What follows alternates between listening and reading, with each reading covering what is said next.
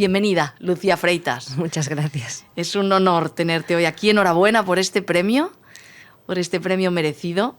Y permíteme que cuente que hace muy poquito tuve la oportunidad de visitarte, de verte en acción con esas mujeres, esas amas de terra, y tuve la sensación de estar con una cocinera auténtica y apasionada para la que el éxito no tiene nada que ver con los galones. No, para nada. Para mí el éxito es la felicidad de poder ayudar o dar visibilidad a tantas y tantas mujeres, ¿no? Es el hecho de llegar a un momento en mi carrera que me lo puedo permitir, ¿no? Que puedo dejar de correr, ¿no? Centrarme, respirar y disfrutar con ellas el día a día, ir conociendo cada día a más, ¿no? Que eso es algo muy inspirador también, porque conoces su realidad, sus vidas, y además es una manera increíble de adquirir conocimientos, ¿no? Conocimientos que han de quedar y que hay que almacenar de alguna manera, porque son conocimientos que se podrían perder. Sí, evidentemente. Hay muchos que ya se han perdido y creo que este es el momento en el que estamos viviendo, que hay que pararse y comenzar a recabar todos estos conocimientos. Yo en Amas da Terra tengo la suerte, como tú dices, yo soy una cocinera que además soy soñadora, soy activista, y Amas da Terra, uno de las patas que tiene, que para mí es muy importante, es esta parte documental, ¿no? Pero documental ya no solo gráfica, ya no solo de podcast, ¿no? Porque ellas muchas veces se ponen muy nerviosas, ¿no? Y cuando vas a grabarles, ¿no? Con una cámara se bloquean. Yo tengo una historia maravillosa de cuando fuimos a grabar a Pilar Álvarez, que es una de las placeras de Santiago. Nos pusimos a grabar el audio en las cuadras, ¿no? Donde ella estaba tranquila, nos sentamos en una escalinata que tenía y ahí es donde ella sacó toda su esencia, ¿no? Muy difícil de luego hacer eso en 3 minutitos, ¿no? Por eso el podcast es eso que te permite que ellas se explayen, se queden, estén tranquilas, ¿no? Y realmente cuenten todo con la tranquilidad que tiene estar en un sitio como puede ser una cuadra, que es su zona de confort, ¿no? Con esos silencios a veces, sí, y esas miradas, ¿no? Que es la esencia cuando alguien se abre y descubres lo que hay detrás de esa vida. Luego hablaremos de Amas de Terra, pero ya que estás diciendo este momento en las cuadras, yo también recuerdo cuando tuve ahora la suerte de poder visitarte, tuvimos un momento también muy emotivo de una redeira. Sí. Una redeira que la verdad es que nos quedamos todos al borde de las lágrimas, ¿no? Porque aquella mujer estaba contando lo que había sido su vida, el ninguneo, porque era así, ¿no? El que no contaba para nada su trabajo, el de ella y el de otras colegas, otras mujeres, y de repente se puso a llorar, reconociendo que nadie les había hecho caso y que su vida había sido dura, ¿no? Luego hablaremos con esto, pero si quieres me puedes contar. Sí, porque además en ese momento, por un lado hablaba con tristeza del pasado, porque recordaba a su abuela, a su madre, que no habían podido elegir y que es eso, que son realmente invisibles, ¿no? Un trabajo tan necesario como es el de tejer las redes con las que luego se va a coger ese pescado que luego tenemos nosotros en nuestras casas y en nuestros restaurantes, ¿no? Y esa vuelta de tuerca que han dado ahora de diversificar, ¿no? Con esas mismas redes, pues hacer bolsos, hacer incluso para Loewe, ¿no?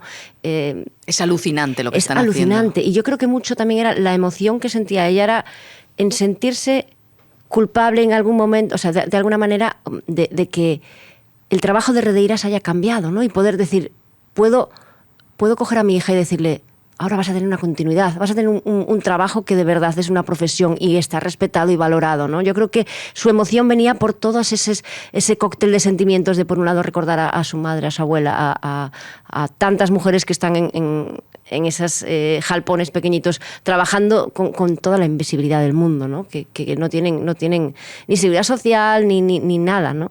Y el recorrido que hay por ahí, porque están haciendo cosas muy bonitas. A mí me sorprendió muchísimo, porque desde ropa a zapatos, pero cosas, objetos de decoración. Objetos de decoración, cosas muy, muy, muy bonitas, que les da una capacidad de continuar y de reinventarse, pero espectacular. Y es que además es como el ejemplo muy gráfico de lo que pretende Amas da Terra, ¿no? Que son mujeres que tejen redes colaborativas con otras mujeres, ¿no? Es lo más gráfico que hay. Y mujeres que ciertamente lo que tienen que hacer es valorarse, empoderarse y abrir camino, ¿no?, a otras. Porque son mujeres a las que nadie, y tú lo has dicho muchas veces, nadie les ha dicho jamás que era importante lo que estaban haciendo, ¿no? Sí, Parecía que era sí. como muy secundario, ¿no? Yo tengo grabado a fuego una frase de una de mis placeras, que Marisa se llama, perdón, que hubo un día que me dijo, cuando yo voy todos los días al mercado, ¿no? Entonces me cuentan su realidad, su vida, y va y me dice, es que es muy duro, pero que somos transparentes, no importamos, ¿no? Y eso es terrible, sabiendo lo que representan y lo que son, ya no solo en el tejido gastronómico, en el social, en todo nuestro patrimonio, ¿no? Hay que verte a ti, Lucía, en acción en el mercado, donde dices que vas cada día. Además, vives al lado del mercado, sí, trabajas al lado del mercado, tus 2 restaurantes están al lado mismo. Cómo te mueves entre los puestos del mercado, pero muchas veces ocurre en la gastronomía que hay mucho paripé sin quererlo, porque hay mucha fotografía, hay mucho reportaje, sí, y hay un poco a veces de teatro, ¿no? Y en tu caso, la sensación que yo tuve clarísima era de absoluta autenticidad. Me contaste una cosa de una placera que decías, ella es mi madriña, es la madriña de mi hijo, sí, pero también mi madriña. Y tú me dijiste una cosa que a mí me emocionó, y es, ella vendía pescado y decías, porque cuando yo no tenía nada, ella me daba de comer. Me gustaría conocer un poco más quién es esa Lucía hasta llegar ahí. Luego volveremos a hablar de Amas da Terra. Pero cuéntanos un poco cómo empieza tu vida. Sé que te hiciste cocinera por Carlos Arguiñano, que eras tremendamente tímida. Sí. ¿Cómo empezó tu relación con la cocina y cómo fue esa vida humilde en la que creciste? Yo, pues mi relación con la cocina empezó pues desde muy niña, ¿no? Como tú dices, siempre fui muy introvertida, muy cocón, que yo me suelo autodenominar ya bien, ya asimilado, ¿no? Pero quizás de niña lo era más. Entonces mi vida iba del colegio a casa y para mí poder ver en la televisión a Carlos Arguiñano cocinar, tenía un listín telefónico que había reconvertido en una libreta de recetas, y yo ahí iba, en los huecos iba escribiendo pues lo que le veía hacer a Carlos, ¿no? Entonces luego llegaba mi momento, que era cuando se secaba la cocina y ya podía entrar yo a deshacer todo, ¿no? Y así pasaba mis días, ¿no? Cocinando. Mi casa siempre, tengo una familia increíble que siempre está llena de gente en mi casa, ¿no? Padre entonces, periodista, ¿eh? Padre periodista, sí. Bueno, mi padre y mi madre lo son todo para mí, pero mi padre quizás también fue el que me inculcó ese amor por la tierra, por tener el huerto, por ir a por setas, por pescar, por no sé. Es una manera de entender una vida, ¿no? Y no sé, Lucía, si también el amor por las historias de las personas. Sí, el amor por escribir también, ¿no? Eso yo creo que viene un poco de ahí, de ver a mi padre en la redacción. Él trabajó en EFE toda la vida, ya hace muchos años que está prejubilado. Y todos esos valores me los inculcaron en casa, ¿no? Y bueno, pues como te decía, yo era así un poquito diferente al resto de los niños, y mi evasión venía con la cocina, ¿no? Pero tampoco es que yo dijera desde niña, quiero ser cocinera. No, yo de adolescente también era de ese tipo de adolescentes que no saben a qué se quieren dedicar, ¿no? Solo sabía que en la escuela no encajaba, en el instituto no encajaba, me gustaba estar más fuera que dentro, ¿no? Y luego, por casualidades de la vida, un septiembre de estos que yo tenía que ir todos a recuperar, tenía que ir a la oficina de mi madre porque tenía que madrugar mucho y me llevaba ya en coche. Entonces pasaba pues de las 6 a las 7 de la mañana hasta que abrían las bibliotecas, pues estaba allí en el trabajo de mi madre. Y un día una compañera de mi madre me dijo, ¿y tú que te gusta tanto la cocina? Porque por mi madre lo sabía. ¿Por qué no estudias cocina? ¿No? Y parece una tontería, pero tuve que escucharlo de fuera para que se me hiciera esa luz. ¿No se te había ocurrido? No lo había visto como... Porque en ese momento no veía nada tampoco, ¿no? Era pues un adolescente así que pasaba un poco de todo, que no le encontraba... Muchas veces no encontraba la felicidad en muchas cosas, ¿no? Sí en la cocina. Y yo siempre digo que, en cierta manera, a mí la cocina me dio la vida, ¿no? Me hizo encontrar esa gana de vivir y sentirte útil. Y yo por eso siempre recomiendo muchas veces chavales, chavalas que a lo mejor en la adolescencia pues no encuentran mucho su lugar. La cocina es un sitio... Cocinar es una terapia, cocinar es una manera también de reforzarse a uno mismo, ¿no? Porque haces tus cosas y ves el resultado y la gente lo prueba en el momento, ¿no? Entonces es una manera un impulso de seguir cada día adelante, ¿no? Y tener un motivo, ¿no? Y así fue como con 19 años me fui al País Vasco, que también me vino muy bien, porque ahí fue como que yo empecé a reescribir mi historia, ¿no? Yo en Santiago pues tenía una etiqueta de rarita, era la rarita, y llegué a Bilbao y era como, ahora puedo empezar de nuevo, ¿no? Yo ahora no tengo ninguna etiqueta, yo puedo ser, y de hecho me hice súper extrovertida. Qué curioso, Sí, ¿Cómo porque somos estaba las con personas? la felicidad de cocinar, de gente que también quería cocinar, y era como, me convertí un poco en el principio de lo que soy ahora, ¿no? Que soy todo lo contrario. Y me vino muy bien salir de debajo de las faldas de mis padres, ¿no? De esa zona de confort. Pero cómo influyen las personas que nos rodean, ¿no? Muchísimo, Nuevos amigos y una nueva muchísimo. oportunidad, Sí. que te sientes como más fuerte Sí. y que esta Sí, es una sí, nueva sí. Lucía, ¿no? Sí. Y luego también cuando cocinas también yo creo que es importante también quién te dé clase, ¿no? Y yo tuve uno de los profesores que más me llegó, ¿no? Fue Joseba, que él me metió un poco el gusanillo, ¿no? De seguir aprendiendo y de hecho, gracias a él luego me fui a estudiar pastelería, ¿no? Para un poco completar mis estudios. Y creo que es muy necesario que siempre haya alguien que te encienda la llama. Yo cuando doy charlas o vienen alumnos yo soy muy pasional y me gusta transmitir eso, ¿no? Porque esta profesión es maravillosa. Y cuando alguien te enseña bien, Sí, eso es algo que te sí. acompaña toda la vida. Sí. Tú fuiste a la escuela en Barcelona, la escuela Espai Sucre de Jordi Butrón, que marca absolutamente a aquellas personas que han pasado por allí, porque es otra manera de concebir los platos, ¿no? Sí.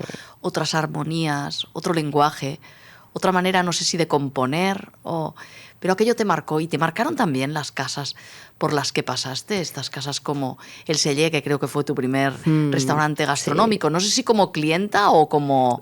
Sí, bueno, no, como clienta, el primer restaurante gastronómico al que fui, pienso que fue el Esguard, sí. Esguard en Llavaneres, de Sánchez, ¿no? Romera, sí. Y luego fui al Sere Can Roca a comer y luego ya empecé allí de prácticas, ¿no? Sí, evidentemente todas las casas te marcan. Yo siempre cuento, claro, yo entré con 23, 24 al Selle. Yo recuerdo que claro, era un trabajo que es duro, ¿no? Yo recuerdo que me metía en la cama y no podía dormir del dolor de pies, ¿no? Ahora lo pienso y te ríes porque evidentemente tienes que hacer el cuerpo a ese tipo de trabajo. Pero todas las casas te marcan, sobre todo también porque date cuenta que todos estos restaurantes, wow, coinciden en el mismo restaurante gente de muchos países con la misma gana de comerse el mundo, la misma gana de absorber conocimientos, pero no solo del restaurante en el que estás, ¿no? Sino de todos tus compañeros, ¿no? Y ahí es donde se hace la magia también, ¿no? En el restaurante, pero también fuera, ¿no? Hay que vivirlo. Yo a veces que me vienen chicos que están estudiando y me dicen, mira, me dicen que vaya a este restaurante, a este otro, que me da miedo. Yo siempre digo lo mismo, que no se quede la espina, nunca. Vete, vívelo. Si luego ves que no es lo que buscas, pues tienes tiempo de echarte para atrás, ¿no? Pero creo que algo en la vida que no se debe hacer nunca es quedarte con la espina, porque luego es una piedrita en la mochila que te va a acompañar toda la vida, ¿no? Porque todos son experiencias y al sí. final de lo que te arrepientes es de lo que no has hecho y te quedaste con las ganas, ¿no? Sí. También pasaste por Mugaritz, sí, supongo que debió ser también algo que marca, ¿no? Muchísimo. Yo fui a Mugaritz, siempre tuve muy claro pues por qué iba cada uno, ¿no? Que quería absorber, que luego absorbes 1000 cosas más, ¿no? Pero en Mugaritz el hecho de la huerta, de conocer de primera mano, porque yo ya siempre tuve huerta en mi casa, ¿no? Siempre tuve esa relación con la huerta con mi padre. Quizás siempre era mucho a caballo y rey, porque en Galicia es muy así, ¿no? Son 3, 4, 5, 6 cosas que por temporada plantas y recolectas, pero ahí me enseñaron a pasear y a probar, ¿no? Y a ver que todo lo que nos rodea es parte importante de un plato, ¿no? Y además hay otra cosa más, que yo siempre la cuento, que hace poco se lo comentaba con Andoni, que de hecho me lo dijo él, que en su momento no entendí y que luego con el tiempo lo fui entendiendo, ¿no? Yo recuerdo un día que estaba en el pase repasando platos, como se hace siempre, ¿no? Antes de cada servicio. Y claro, con la edad, el cansancio, muchas veces, pues estabas un poco distraída, ¿no? Y recuerdo que un día vino Andoni y me cogió así, me dijo, siéntete plato, ¿sabes? Yo dije, este está como una cabra, ¿sabes? Y yo se lo contaba a Andoni y se reía, ja, ja, ja, ja. Pero realmente era mucho más profundo lo que me estaba diciendo, ¿no? Quizás cuando eres joven no eres consciente de muchas cosas, tiene que pasar los años para ser conscientes. Y yo se lo digo a día de hoy a mis chavales, ¿no? Realmente lo que quería decirme, lo que quería transmitir, y con eso toda su filosofía de trabajo y de vida, ¿no? Es siente lo que haces, absolutamente todo lo que haces, ¿no? Y yo creo que eso es algo que es para tatuarse, ¿no? Totalmente. Porque yo, mi restaurante, yo tengo la suerte de que soy feliz haciendo de todo. Desde la comida de familia, a cuando tengo que estar en la pica, a sacar un plato, hablar con el cliente, repasar cubiertos, no sé, soy feliz en todo lo que hago, ¿no? Y creo que eso es muy necesario para disfrutar y hacer disfrutar, sobre todo, ¿no? Yo creo que eso se transmite en los platos, se transmite en el equipo, se transmite cuando estás hablando con un cliente, ¿no? ¿En qué momento, Lucía, decides abrir un restaurante? Yo entiendo que hemos hablado de una familia modesta, que no creo que pudieran hacer una gran inversión para abrir un restaurante, para ayudarte, pero sí empiezas de una manera sencilla, con un menú del día, un menú del día por el que acaba habiendo personas que cogen vuelos para disfrutar tu sencillo menú. Creo que al principio era de 12 y cuando lo subiste mucho 15, llegaste a 15. Sí, después de 8 años. Llegaste a 15 después de 8 años. ¿Cómo fue, Lucía, ese proceso de abrir tu propia casa? Una casa peculiar, porque es una casa en la que tú eres alma, en la que sois un equipo de mujeres, casi todos sois mujeres. También hay mujeres, esas amas de terra, con sus fotos colgadas en las paredes. Sí. O sea, se respira mujer en tu proyecto. Pero yo quisiera saber cómo nace. Bueno, pues nace llevado un poco por la morriña, ¿no? Que tenemos todos los gallegos. Yo marché con 19 años y con 26 para 27, pues vivir desde lejos lo que es el día a día de la familia es duro, ¿no? Porque parece que te quedas sin vivir muchas cosas. Cuando estás lejos siempre ves más cómo van creciendo tus padres, ¿no? Cómo se hacen mayores, lo notas mucho más. Ahora aquí no te das cuenta, ¿no? Y entonces, en un impasse que yo estaba en Mallorca, pues decidí regresar y probar, ¿no? Inicialmente no tenía pensado abrir un restaurante con 27 años, ¿no? Yo creo que de aquella quería vivir mucho más. Pero bueno, también la realidad es que no mandé algún currículum, no encontré tampoco un sitio donde me llamaran para una entrevista. Entonces, justo cuando dije, pues voy a intentar ir a Francia y seguir, pues por medio de un familiar surgió la ocasión de coger un restaurante que estaba en los bajos de un hotel, que llevaba como 3 años abierto. Y bueno, pues quizás por no estar en las manos correctas, pues está muy, muy, muy de capa caída, ¿no? Entonces yo de aquella venía a trabajar en Mallorca, yo de aquella tenía una pareja que era cocinero como yo, y entonces entre los dos dijimos, bueno, pues venga, adelante, lo cogemos, ¿no? La realidad es que yo creo que abrimos, creo que fue 30.000 euros y poco más, ¿no? O sea, los arreglos los fuimos haciendo nosotros, los platos tenían, no sé, es como se empieza, ¿no? Muchas veces. Y cuando abrí, siempre digo que aparte de no tener mucho dinero, tenía muchísimas inseguridades, ¿no? Entonces la gente te dice, no, pero tendrás que poner un menú del día, porque si no en Santiago, por si... Yo digo, bueno, vale. Un poco por inercia dices, pues tengo mi cartita y mi menú del día. Pero yo me acuerdo perfectamente que para mí era la carta. O sea, era como, ¿sabes? Al principio eres joven, pero luego, claro, a ti lo que te hace feliz es cocinar. Y la gente que más venía, que venía al menú del día. Y yo solo tenía una manera de cocinar. Yo venía de esas grandes casas, ¿no? Entonces yo me alimentaba, siempre digo esto, de trabajo y café. Yo me pasaba el día allí cocinando. Mis días libres iba a adelantar, ¿no?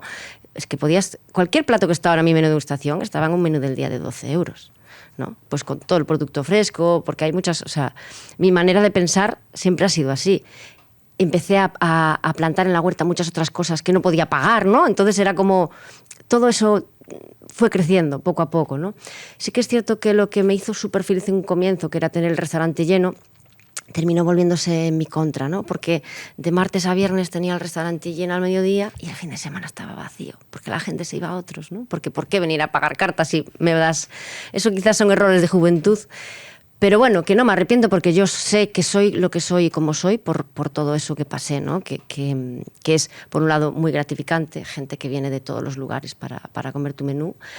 Pero por otro lado era cambiar el dinero de manos, ¿no? Yo recuerdo que se me estropeaba una máquina y lloraba. Yo taquilla lloraba mucho, mucho, mucho. Era otra mujer, ¿no? Porque no tenías, no sé, para mí era poder comprar una nevera era imposible, era, no sé. Y plantearme el subir también me daba miedo porque no tienes un colchón económico. Y si pierdes los clientes, entonces era como un poco una bola que se iba haciendo, se iba haciendo. Con los años, bueno, por el camino, mi socio sigue siendo socio, pero ya no éramos pareja, pero bueno, todo muy bien. Y llegó un punto que, claro, al ser hombre y mujer en la cocina, era como, siempre era la pastelera, ¿no? Y yo realmente era el alma, ¿no? Era la que iba a hacer la compra, la que pensaba los menús, la que, ¿sabes? Era la que más tiraba del restaurante. Y en el fondo mejoraba bastante, ¿no? Y tomé la decisión de presentarme al concurso de cocinero del año, que yo soy muy nerviosa, o sea, yo soy anticoncursos porque me bloqueo completamente, pero fue un momento que dije, no me queda otra. O sea, aquí o demuestro que soy cocinera o no me queda otra. Me presenté, la verdad es que me fue muy bien porque me clasifiqué para la final y bueno, sabes que es un concurso que como es por toda España tarda casi como un año y pico desde la semifinal a la final. Y yo por el medio tuve a mi hijo, ¿no? A Mauro. Entonces, mi hijo tenía 23 días cuando fui a hacer la final de Cocinero del Año. Quedé segunda, quedé muy bien. Y bueno, justo después coincidió que rompí un poco la relación profesional con mi socio. Él decidió irse de la empresa y en ese momento pues yo me quedé sola, ¿no? Me quedé con un restaurante que no tenía medios. Tenía 2 personas en cocina que eran ayudantes de cocina. Y mucho miedo, ¿no? Mucho miedo. Entonces ese quizás también fue un punto de inflexión importante, porque yo en ese momento reconozco que no me sentía segura. Yo llevaba 8 años trabajando mano a mano con otra persona que estaba como yo, de sol a sol, ¿no? Entonces yo decía, Dios, ¿y yo ahora cómo voy a hacer? Yo necesito a 2, ¿sabes? Porque no vas a encontrar a nadie que esté como yo trabajando todo el día, ¿no? Entonces eran todo miedos, muchos cómo me voy a enfrentar sola, ¿no? Si acompañada ya casi no nos daba. Pero bueno, yo recuerdo que en ese momento mi padre echó un poco el genio. Yo tengo la imagen de estar en casa de mis padres con mi hijo bebé en brazos, diciendo, no puedo seguir, no puedo. ¿Cómo voy a hacer? O sea, tengo un bebé de un mes. Si ya vivo en el restaurante, entonces fue como, ahí se unió toda mi familia, ¿no? Y mi padre en ese momento dijo, no, este es tu sueño y siempre lo ha sido. Tienes que seguir adelante. Si en 1 año, en 2 años hay que cerrar, se hace lo que sea, se pide un crédito, se cierra, pero tú vas a seguir con tu sueño, ¿no? Y así fue. Lucía, se habla poco de esos desengaños tremendos, cuando el vínculo ya es personal y afectivo, ya no digamos, ¿no? Pero ocurre muchas veces que el socio, la persona con la que te has asociado, sale rana. Sí. Y esto imagino que es un golpe tremendo, ¿no? Sí. Es un golpe tremendo porque... Porque además sientes que has vivido como engañado durante tiempo. ¿Cómo fue en tu caso? Bueno, pues en mi caso fue así, tal cual, ¿no? O sea, llevábamos 8 años de socios y el yo haber tenido el niño y estar esas semanas fuera me valieron para darme cuenta de cosas que pasaban en el restaurante que yo era completamente... no tenía ni idea, porque yo era una loca de la cocina, ¿no? Que no miraba más allá, me importaban un poco los números, me importaban. Pero luego, claro, cuando te salta todo dices tú, no puede ser. No me he enterado de nada. Era mi mano derecha, era mi mejor amigo y bueno, pues cosas que pasan, ¿no? Pero yo siempre digo lo mismo, si yo he despegado, también fue porque me quedé sola, ¿no? Porque era yo o yo. Y el hecho de tener a Mauro también, el hecho de llegar a casa reventadísima y meterme en la cama y tener a mi hijo y abrazarlo y cheirarlo, como yo digo, ¿no? era mi fuerza, ¿no? Para comerme el mundo. Y así fue, ¿no? También yo siempre digo que tengo un Netflix de vida, ¿no? Y que es muy de película, pero una semana después de que estallase todo y que mi socio saliese de la empresa, pues me llegó una mesita de unos americanos con una persona de allí de Santiago, unos americanos hijos de gallegos, con esa morriña que tenemos todos los gallegos e hijos, generación tras generación. Uno no deja de ser gallego nunca, aunque hayas nacido fuera. De Tomiño, que lo que buscaban era abrir un restaurante en Nueva York que llevase la gastronomía de sus recuerdos, ¿no? Esos recuerdos de sus veranos, cuando venían a Galicia, de esa comida de su madre, de sus tías, ¿no? Y me propusieron ser la chef asesora, ¿no? ¿Por qué no guiarles, ayudarles un poco con el concepto, con los platos, con los productores? Yo recuerdo ese día porque yo estaba acojonada. Claro, me plantean eso y es como, no puedes decir que no. Aunque no te veas con fuerzas de decir que sí, porque era un contexto que yo todavía lloraba por todas las esquinas, ¿no? Porque me había quedado sola. Y realmente ahí tengo que agradecer al equipo de trabajo que tenía en ese momento, que fueron ellos, que eran mucho más jóvenes que yo, que me dijeron, adelante, ¿por qué no? Pero al final entiendo que son cosas que suceden, pero que te ayudan muchísimo a confiar en ti misma, ¿no? En el momento en que aceptas un reto así, te creces, ¿no? Sí, yo creo que es muy importante. Yo creo que todos esos miedos que yo tengo los voy superando porque soy muy cabezota y entonces me enfrento a ellos, ¿no? Y ese fue uno de mis retos, ¿no? Salir de mi zona de confort, por llamarlo de alguna manera, zona de confort, pero bueno, era como un sueño, ¿no? O sea, de hecho yo de aquella no me valoraba nada, no me quería nada. Y salir y sentirte capaz de diseñar desde la distancia una cocina, una carta, luego visitar.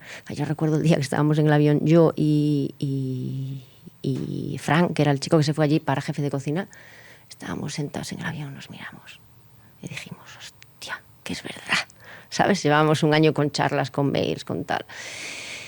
Y es muy bonito vivirlo. Y a mí en ese momento vital me vino muy bien también porque a nivel mediático de repente Lucía Freitas abría en Nueva York y de repente pues de nuevo el foco se situó mirándome, ¿no?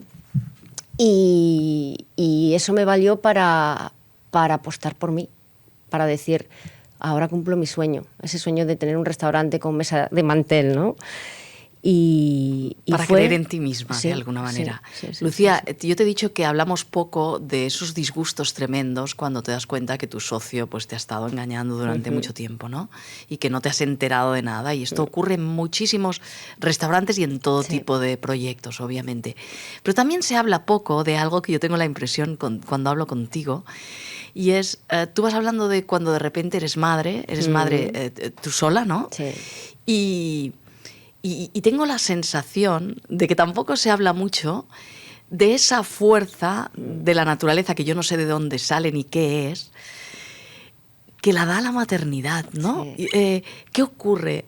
Porque yo creo que es una fuerza que acaba con tus miedos. Puede ser, tú tienes esa sensación, porque todos hemos tenido, muchas personas en nuestra vida y a muchas mujeres nos ha ocurrido momentos de más inseguridades, de menos, vas evolucionando, pero hay un momento de transformación absoluta, yo lo viví así, que es en el momento en que eres madre, porque ya no te estás mirando tanto al espejo de tus propios miedos, y entonces estás...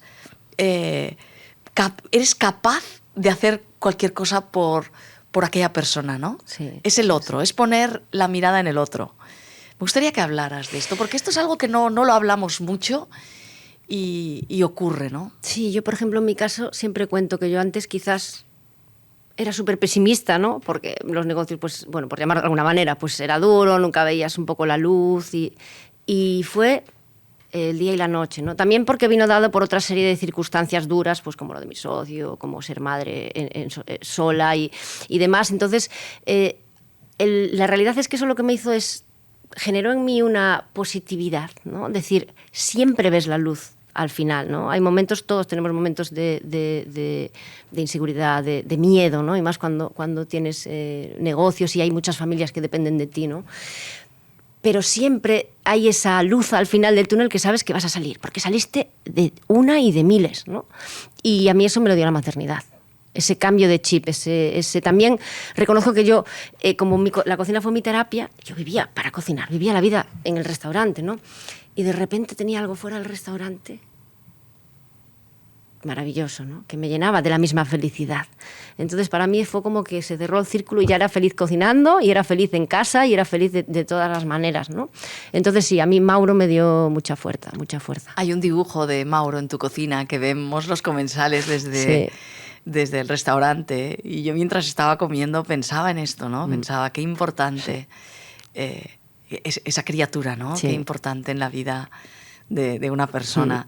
Tú trabajas con mujeres no por casualidad, sino porque quieres trabajar con mujeres. Sí. Y antes decías, ya me adjudicaban la pastelería, aunque tú tienes formación en pastelería, pero ¿qué pasa con las mujeres? Es verdad que suelen ir a la partida de pastelería, no sé por qué razón, nunca nadie me lo ha acabado de explicar bien. Bueno, yo te puedo explicar lo que yo vivo, porque en mi casa también vienen muchas chicas a cocinar conmigo, de prácticas, de mi equipo, y en general cuando hablas de eso es una sensación global de decir, parece que cuando entras en una cocina como currículum de mujer siempre vas a cuarto frío y pastelería, ¿no? Es como que por el hecho de ser mujer piensan que, bueno, espera, para ver los fogones, ¿no? Que no vamos a tener ese empuje, esa seguridad, ese arranque, ¿no?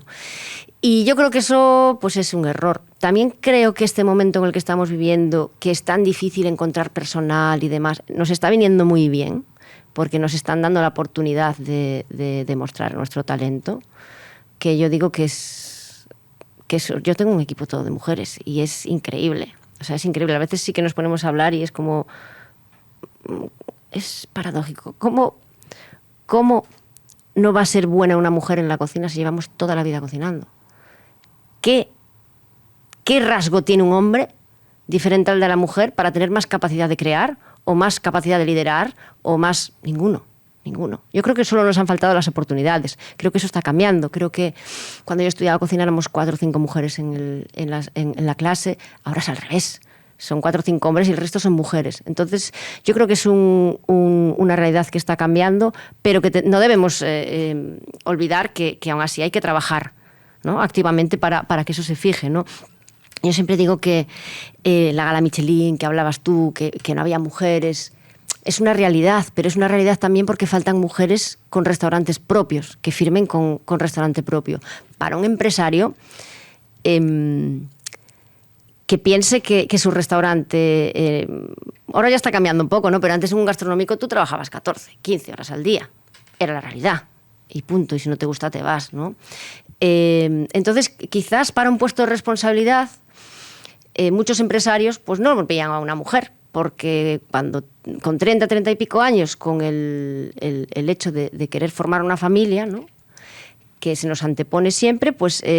si tú consideras que una persona que trabaja para ti tiene que dar la vida por tu restaurante, tiene que trabajar de sol a sol, evidentemente no te va a encajar una persona que quiera compaginarlo con una vida familiar, ¿no? Para eso vino muy bien el COVID también, ¿no? Porque de repente, a nivel hostelería, ¿cuántos padres? Yo misma no me sentía madre.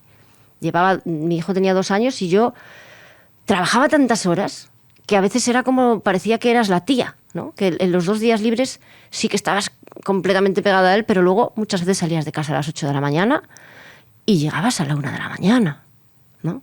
Y para mí el COVID, el parar, el hacer la cena a mi hijo, ducharlo cada día, contarle un cuento, estar en el huerto, vivir 24 horas al día con él, me dio una realidad, me hizo sentir madre, ¿no? Que parece un poco increíble, pero yo tenía ese, ¿no? Ese rollo de mala madre de decir, ¿sabes?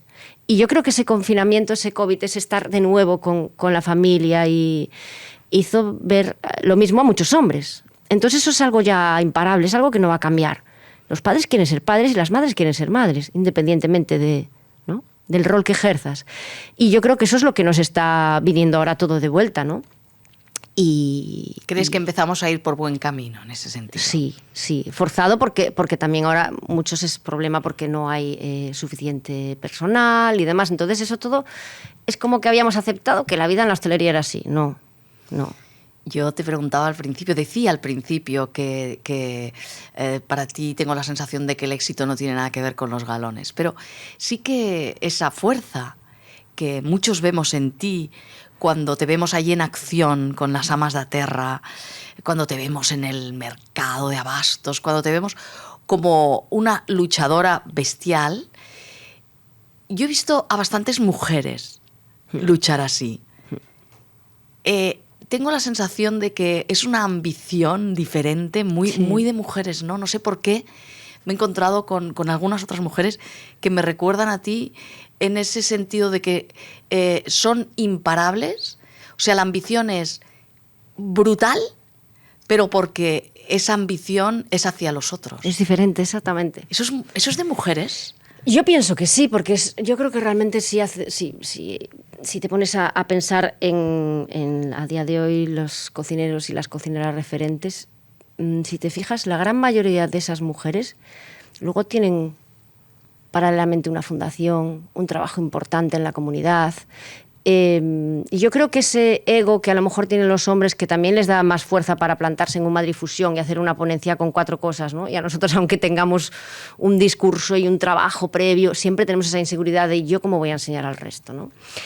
Creo que luego cuando llegas a un punto de triunfo, no sé cómo llamarlo, de estar en el foco, creo que nosotras nos sentimos con la necesidad moral e imperiosa de cambiar el foco y ponerlo en el resto de las personas, ¿no? O ayudar ese foco o utilizar ese foco, perdón, para ayudar a muchísimas mujeres. Yo creo que eso, si echas un visual por medio mundo, es así, ¿no? Es así, pues no sé si es que tenemos ese alma de cuidadoras o qué, pero yo sí que sentí esa necesidad de todo lo que me han ayudado. Te pongo el ejemplo de todas las placeras, de Margarita, mi madriña, ¿no? No es que me diera de comer, pero realmente yo sé que ella me vendía y me regalaba productos que yo no podía pagar en ese momento, ¿no? Y no solo eso, claro, ellos me vieron pues luchar como una jabata, ¿no? Me acuerdo que iba embarazadísima de Mauro, subía las escaleras de la plaza que me tenía que agarrar porque no podía subir, ¿no? Y muchas de ellas fueron madres en solitario. Y todas ellas son unas trabajadoras incansables, ¿no? Entonces yo siento que ellas, en cierta manera, se ven reflejadas en mí, ¿no? Y cuando se os ve, se ve amor. Sí, mucho. Hay como una complicidad y hay amor de verdad, ¿no? Yo soy lo que soy, cocino como cocino, porque cada día de mi vida empiezo con ellas, ¿no? Hablando, sonriendo, me llenan de energía. Y el resultado de mi cocina es todo eso, es esa coctelera de vivencias, de querer y de que te quieran, ¿no? Y eso no tiene límites, porque el proyecto nace en Japón, o sea, de tu relación con Japón.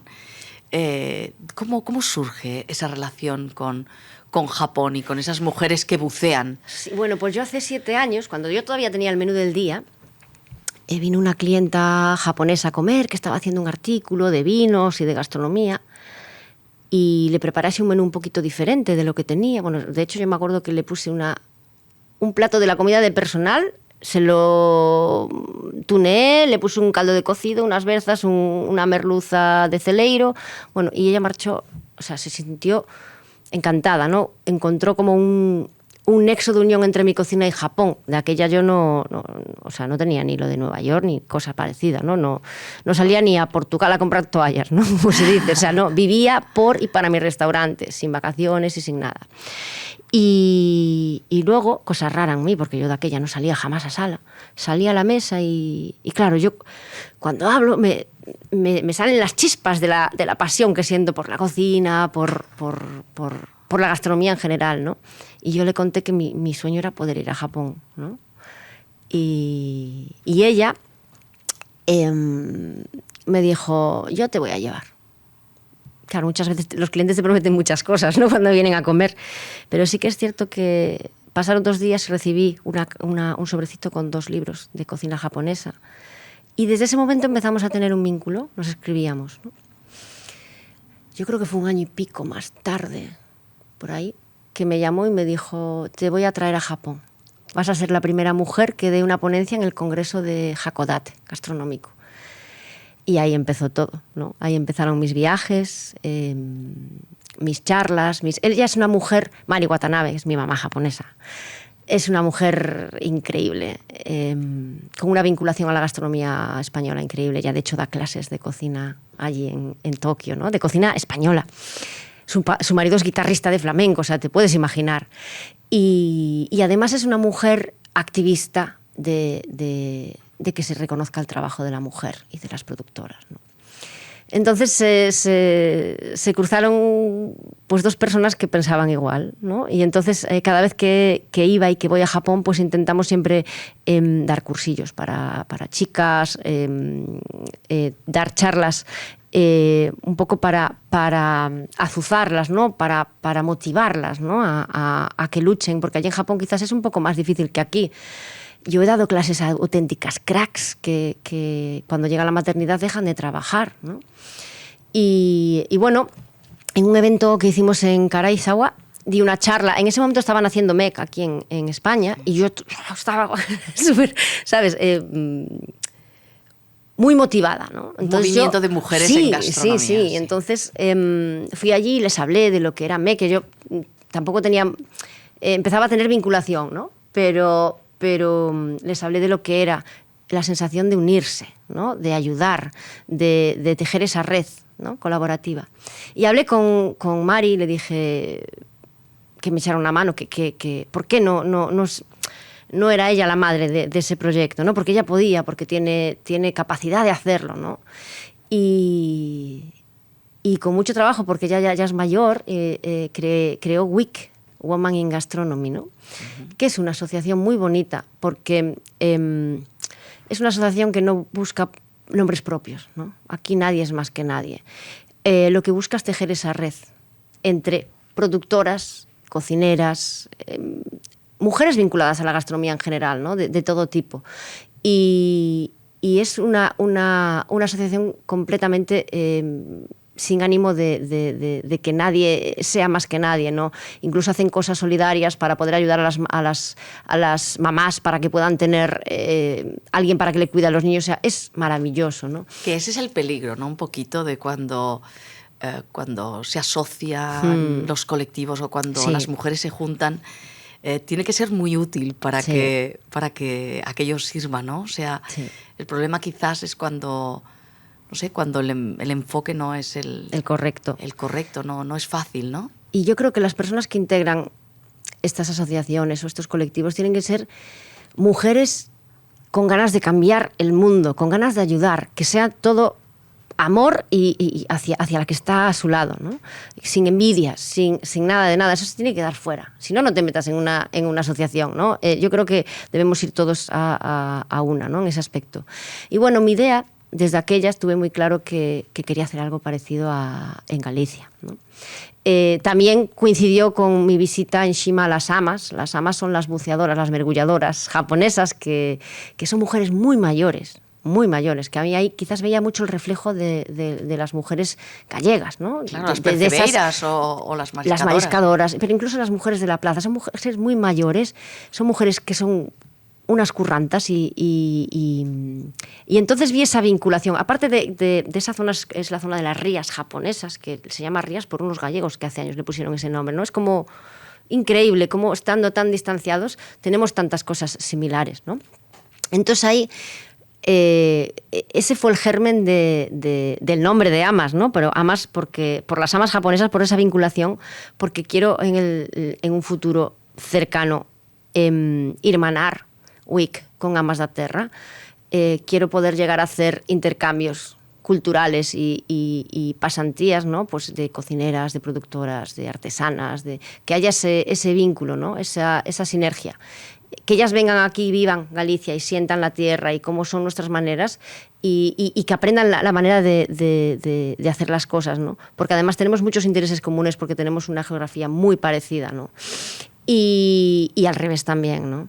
Pero no solo Japón, creo que te estás moviendo por otros lugares. Me parece que acabas de volver de México. Sí. Y yo no veo ninguna intención de parar, sino de que esta mancha maravillosa se vaya extendiendo y estas redes crezcan, yo ¿no? creo que es el momento, no de que lo haga yo personalmente, pero sí que es el momento de dar el impulso, ¿no? Porque hay muchas mujeres dispuestas a hacerlo, a trabajar porque esa red se haga, ¿no? Entonces yo creo que Amas da Terra es un proyecto que nace en Galicia, pero es un proyecto que además podría darse en cualquier zona geográfica de España y del mundo.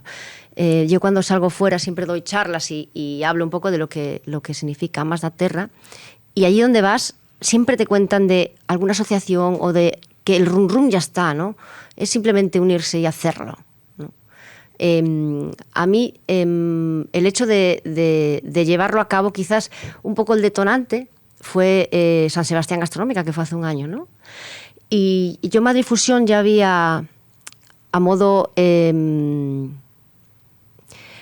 era una manera de reivindicar el papel de la mujer. Para mí fue, aparte de llevar mi cocina, llevar mi equipo compuesto. En ese momento éramos todos mujeres menos un único chico, ¿no? Y cuando llegó San Sebastián Gastronómica, en ese momento dije, ahora es el momento de iniciar Amas. Este es el momento. La idea llevaba años en mi cabeza, ¿no?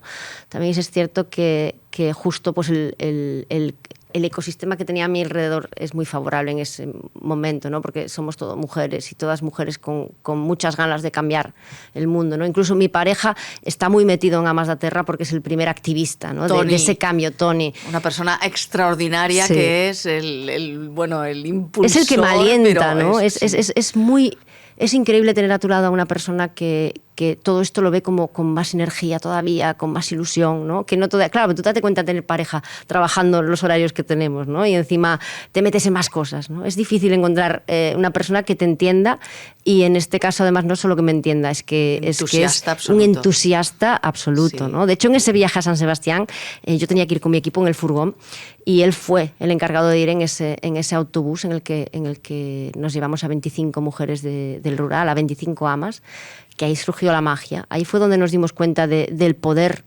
que tiene la convivencia, el juntar en un mismo espacio, en un mismo lugar, a mujeres con vidas muy similares, con problemas muy similares, pero que si no fuese con ese contexto no se hubieran conocido jamás. Y algunas de esas mujeres, Lucía, si me lo permites, son mujeres que tienen una formación importantísima. Sí.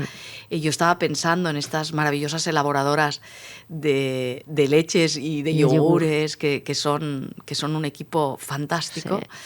Sí. Ana, una de ellas, es bióloga, sí, y ella contaba, decía, pues es que cuando yo he regresado a la tierra, a casa, he oído gente que decía, pobrecita, es que no le ha ido bien, ¿no? Ha fracasado, sí, y ha vuelto a casa. Sí, sí, y es no comprender lo maravilloso de ese regreso.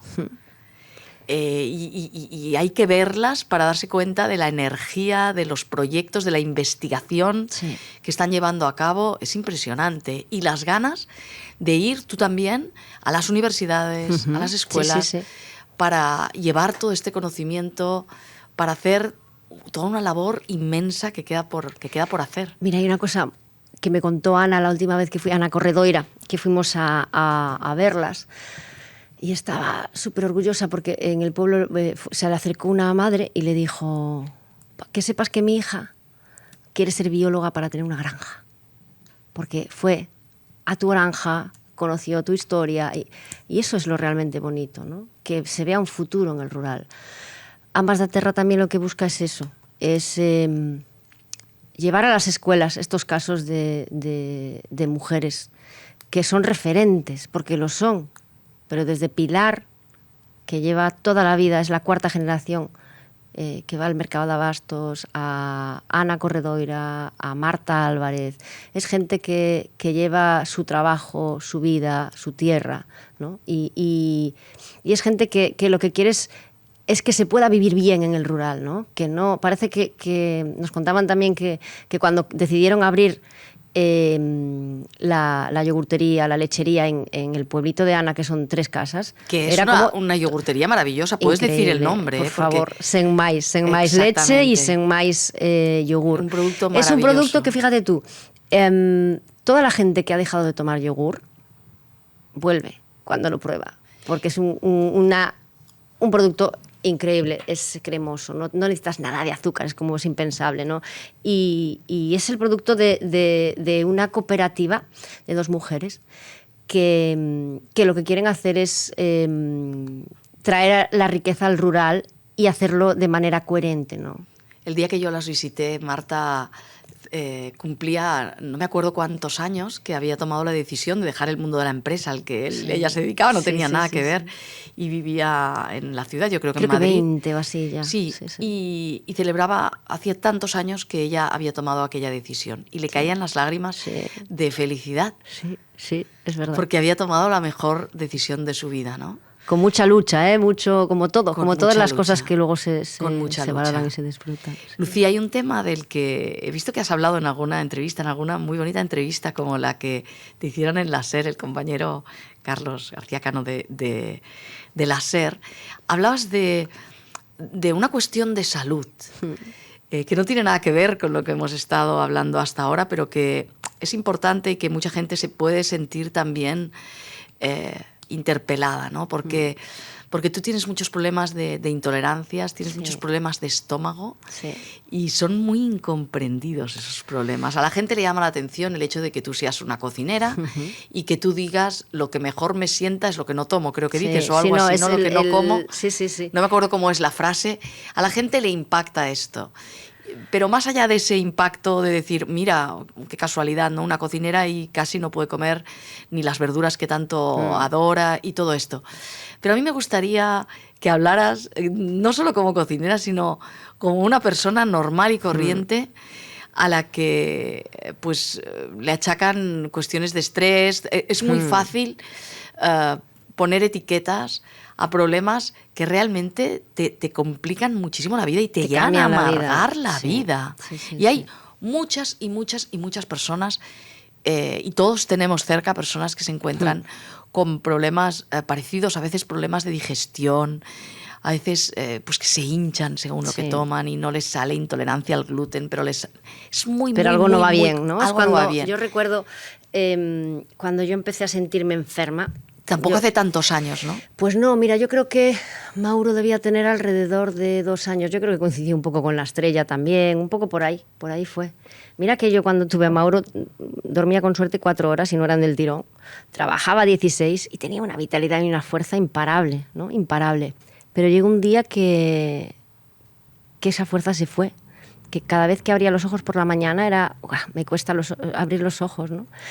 Que yo iba al médico y le decía, es que estoy mala, estoy enferma, o sea, yo sé, llevo viviendo conmigo misma casi 40 años, ¿no?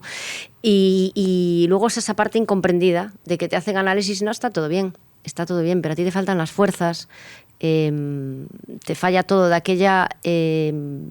claro, tú fíjate, empecé a dejar el gluten y el lácteo. No porque me lo dijera ningún médico, porque empecé yo misma. Y ahí empecé una pequeña mejoría. Pero sí que es cierto que mi vida no es fácil. Tengo que probar todo, ¿no? Y viajo muchísimo. Y hay algo que está en mi vida que no puedo sacar, porque para mí ya es algo natural, que es el estrés, ¿no? El estrés de tener gente a tu cargo, de tener organización, de tener viajes, de tener muchas cosas que no es tan fácil parar, ¿no? Yo llegué a pensar que le tenía alergia a mi restaurante. Porque porque yo a lo mejor salía, iba a un evento a Tenerife y a lo mejor, claro, al principio sí que iba con mi bolsita al vacío, con mi pollo, pero al final luego es como que te da un poco de apuro, luego al final no puedes, luego encima es que disfrutas comiendo. Pues a lo mejor comías un poco de lo que no debías, ¿no? Pero no me pasaba nada. Y a lo mejor era llegar al restaurante, tener un problema o comer un cachito de manzana mientras picabas y de repente, chicos, me voy al baño, ¿no? Y a lo mejor tener que llamar y decir, bueno, voy a tardar un rato en volver, ¿no? Porque con muchos dolores, muchos retortijones, ¿no? De gritos incluso, ¿no? Tú dices, probé yo misma, y yo veo que esto es algo que hacen muchísimo en las personas que tienen algún problema, y es que van haciendo sus propias pruebas, se retiran determinados alimentos, porque al final es prueba-error, tampoco es tan fácil diagnosticar. ¿A ti llegó un momento en que sí te diagnosticaron? Sí, varias sí, cosas. Fue 1 año y pico de pruebas, de viajes, venía a Barcelona también. Pero fíjate tú, la intolerancia más grande que tengo, o la que más problemas me da, porque está en todo, es la de la fructosa. Y esa, me hice la prueba porque después de estar en un periplo de médicos que me diagnosticaron DAO, SIBO, tal, aquí fui a Madrid, perdón, y estaba hablando con un amigo y yo seguía inflándome y tal, y me miró y me dijo: tú lo que tienes es intolerancia a la fructosa, porque mi madre la tiene. Y lo que me estás contando es lo que... O sea, muchas veces esto que estamos haciendo aquí, este ejercicio de hablar, que es que increíble lo que puede ayudar a la gente. Totalmente. Yo siempre digo, no soy una buena paciente, yo no soy referente. Yo recuerdo cuando hice la entrevista con Carlos, yo pasé un mes fastidiado porque me escribían cientos de personas. Y yo, con lo sentida que soy, tenía que intentar ayudarlas. Yo recuerdo a Tony, mi pareja, que me decía: para, que te estás poniendo tú mala, ¿no? Porque luego conoces casos que dices tú: yo soy una privilegiada. ¿Te encontrabas qué? De casos todo. Que no, o sea, gente que realmente no puede hacer su vida, ¿no? Su día a día, ¿no? Entonces, claro, yo a la vez tenía mucho remordimiento porque no me considero que sea una buena paciente. De hecho, yo no sé si algún día llegaré a curarme, porque es muy difícil en mi caso, porque yo vivo de la gastronomía. Y yo voy a restaurantes y pruebo, y hay veces que me sienta mejor y veces que me sienta peor. ¿Y ¿no? siempre ha sido así, Lucía? ¿O vamos a peor? Y cada vez hay más personas con más problemas yo creo que de es digestión indudable, pero ¿cómo no va a ser así? Porque tú date cuenta, tú ponte a pensar hace unos años, tú cogías un paquete de pan de molde, cogías unas galletas y tenían 3 ingredientes, 4. Ahora tienen 15. ¿No? ¿En qué momento vamos a darnos cuenta de que eso nos afecta en la salud? ¿En qué momento alguien va a parar esto? Porque no interesa, porque a la industria no le interesa que sepamos que eso no nos va a hacer bien. Eso dentro de 30 años se verá, ¿no? Y yo creo que se está viendo. Estamos ahora viviendo el inicio de eso que se está viendo, de esa industrialización, de ese... Antes te comprabas un donut si era del día, ahora aguantan tanto. O sea, el pan Bimbo en una semana creaba mohos, ahora no crea nada de moho. Eso, quieras que no hay bichos ahí, pero tampoco... Nosotros tenemos unos microorganismos que son los que nos regulan todo, ¿no? Y yo creo que es algo que falta educación. Yo creo que alguien tiene que ponerse a educar desde la raíz a los niños, porque la realidad es que la vida, tal y como la vivimos, vamos muy rápido. Y yo entiendo que es difícil para muchas familias poder cocinar cada día. Yo cuando voy al supermercado, claro, yo en el supermercado, si te paras a pensar, algo para comer de ya no puedo, ¿no? Porque ni fruta, ni...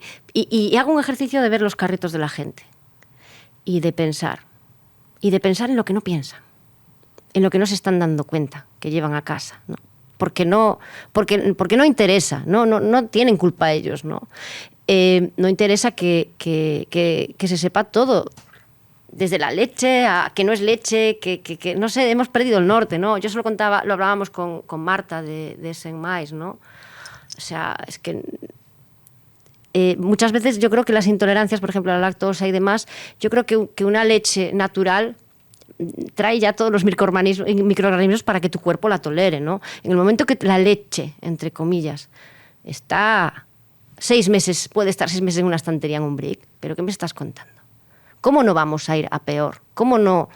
Evidentemente el ritmo de vida es lo que tiene y muchas veces la industria y el querer ganar más. Evidentemente, cuanto más me duren los productos en la estantería, menos pérdida voy a tener y más voy a ganar, ¿no? Pero yo creo que hay que plantearse que esto no va bien, porque esto en unos años, o sea, yo me acuerdo, antes no había carta de alérgenos en ningún restaurante. Sí, o sea, en un tiempo... ha aumentado muchísimo. Y en todos los restaurantes lo dicen. Ahora, difícilmente, ¿no? Debéis tener una mesa en la que no... Yo sé que tú eres muy sensible y que la gente agradece mucho cuando va a tu casa. Tengo mucho más, además, ¿no? Porque claro, es como que la gente sabe que tengo... Sí, porque encima...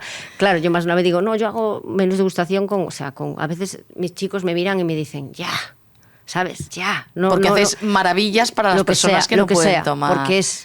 Porque es muy difícil cuando estás en la situación y sentir que nadie te entiende y ir a un sitio en el que te entienden y incluso a veces yo tengo clientes que me dicen, es que hasta como mejor que el que está al lado, ¿no? Porque yo misma estoy, venga, voy a ponerle esto, saco platos de la chistera, ¿no? Como quien dice.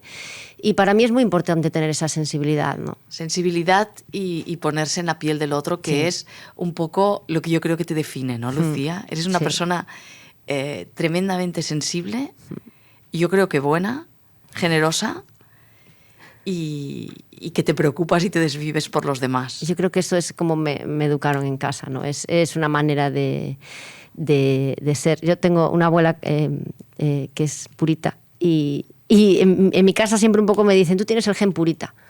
Purita ayudaba a todo el mundo.